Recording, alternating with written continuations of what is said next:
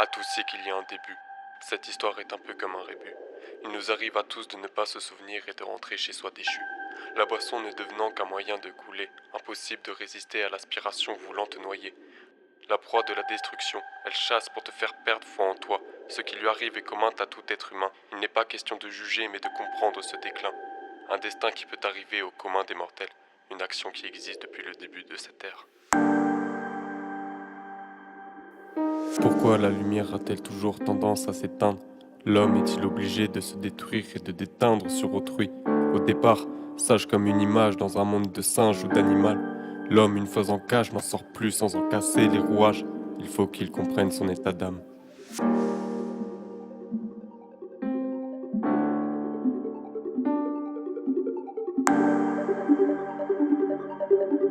Où en étais-je? L'être humain prend la tendance. Il y a tant de danses qu'il pourrait suivre, mais préfère la souffrance.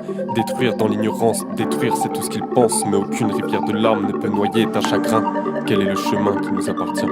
Quel est le chemin qui lui appartient?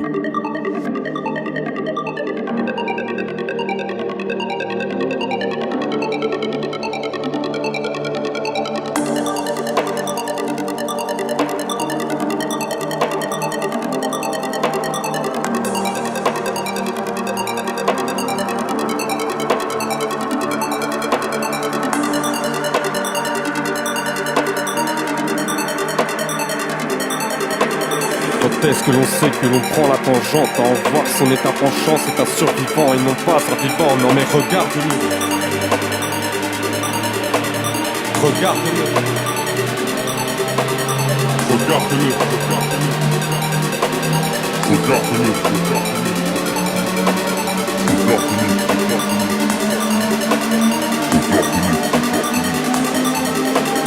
Maintenant qu'il doit prendre des choix, ne pas faire de faux pas, l'homme dans tout cas ne fera que tirer vers le bas.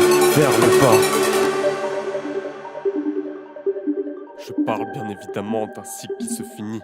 Celui le plus sinistre, touchant le plus grand des publics. Celui qui te méprise et brise en toute part ton esprit. Merde!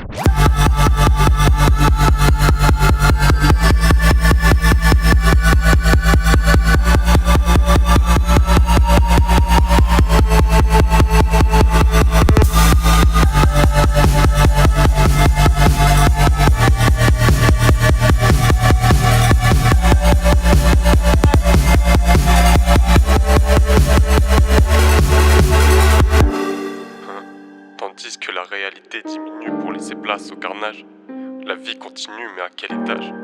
L'autodestruction de l'homme est le plus grand des carnages, mais aussi le plus grand des héritages.